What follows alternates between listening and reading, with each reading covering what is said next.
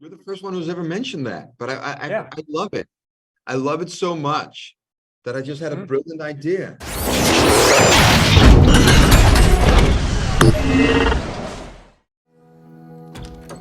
Cherie, Ethan?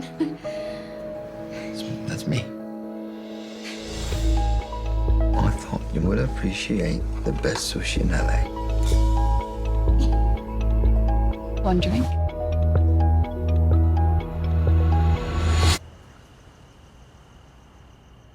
How are you doing, sir? Hey, good. Sorry, I have to write my wife. Sorry. No There problem. you go. Done. I'm not going to It's okay. It's okay. I'll let you off because you're such a charming guy in the film. I'll let you off. Thank you. Thank you. So thanks very much. And I'm a good guy for the first 15 minutes, and this is only going to be 8 minutes, so you're not going to get the rest of the evilness. I hope not. So congratulations, the movie is fantastic. I've just recently watched it and it said, well, I loved it to bits. It made me want to get my old roller boots out straight away afterwards. It's Are we the same generation where we have not side by roller side? disco. Yeah. It's great. But no, I mean, your character is just fantastic. I mean, some of the best antagonists in films is like Hans Gruber from Die Hard or all the Bond villains. They're just so good because they're so evil, but at the same time, they're just so charming at the same time. That must have, I mean, was that something that you found in the script, or was that something that came later on? And that balance is really difficult because there's only like 3 or 4 cases that I can really kind of say they really nailed it. Hannibal Lecter, like I said, the Bond villains, those kind of people.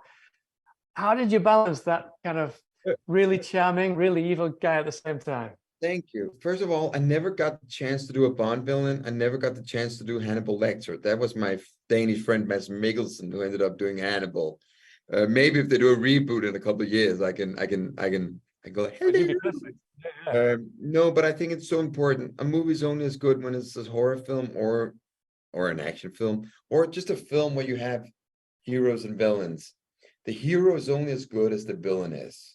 And I think what James Bond has created and why I love Bond is that they have created iconic villains. And Bond, he's a classical male hero.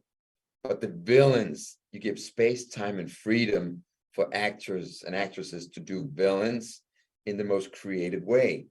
And this was one of the first films where I got complete freedom to create a villain, how I think a modern villain should be in our generation. And I've done Samaritan and Overlord and all these different genre of villains, and I've loved all of them. They're all my little babies. But what I love about this script was that Shanna and Ella, especially Shanna, gave me the first 15 minutes to establish the character. I didn't have to be evil from the beginning.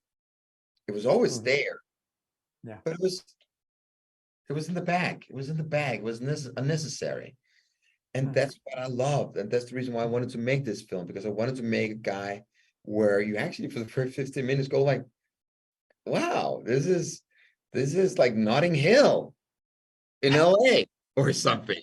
Ish, you know what I mean? No comparison. And then he becomes Rogue. And a villain, for me, the villains you mentioned, those are my favorite ones. Alan Rickman and Die Hard. It is right up there. It is right. He's up there, but the villain he created is up there as well. And that's the dream. That's the dream, to create a villain that you remember and you take home with you, and you go like, every fucking scene with that guy, that was enjoyable. Well, you nailed it. Yeah, that's perfect. I mean, I think you balanced it really, really well. But something that kind of, I think, works really well with it also, it kind of surprised me at first. I think there was one moment in the trailer that you kind of break the fourth wall.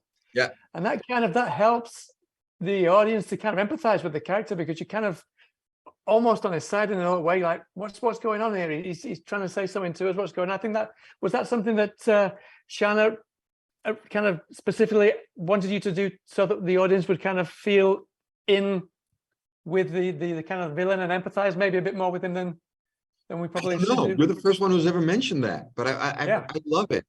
I love it so much that I just had a brilliant idea. I want to do a villain.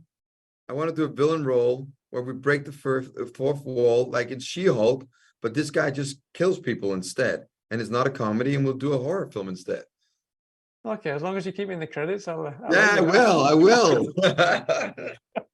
No, but I just thought it worked really, really well. No, but that's right. Of course, the moment you break the fourth wall, you see the audience in the eyes. You actually do, like, you log eye contact with the audience. They, of course, are going to identify more with you and your journey, and you're going to go like, "Whoa!" But he does it twice.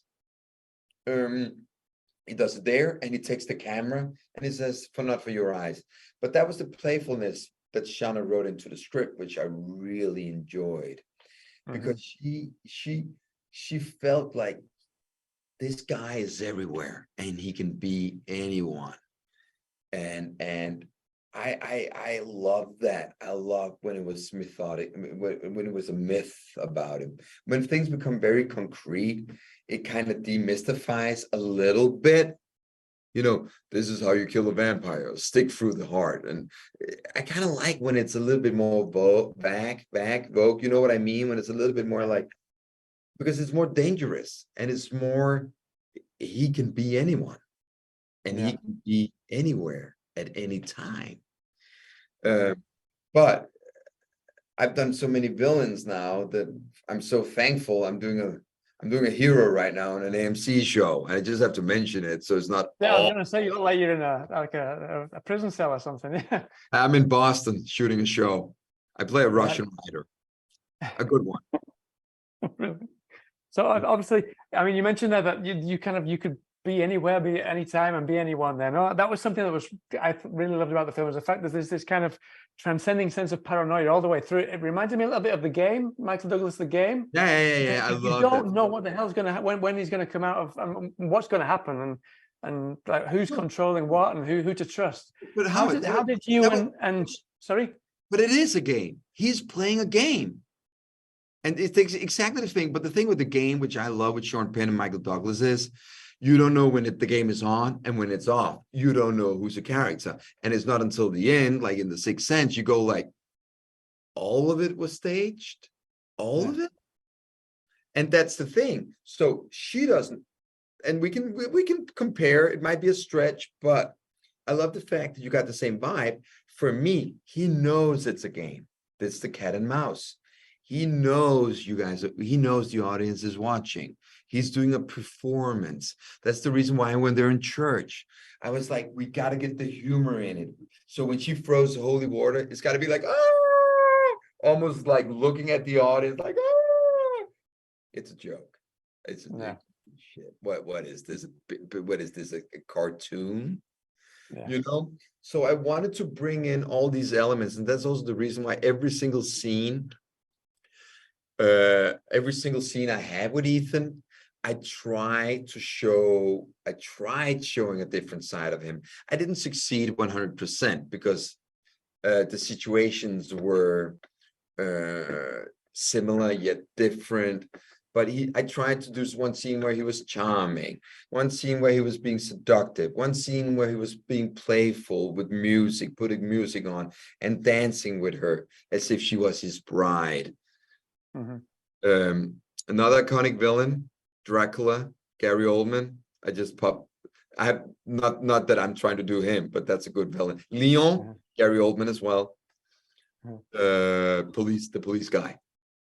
Listen, Pilou, they're giving me the wrap, so sorry, we've got to go. Thanks so much for your time. I wish you the best of luck with what you're filming, and also best of luck with Run, Sweetheart Run. And hopefully we get to speak about this fourth wall breaking serial killer movie sometime soon. We will. I'm not gonna go anywhere, sweetheart.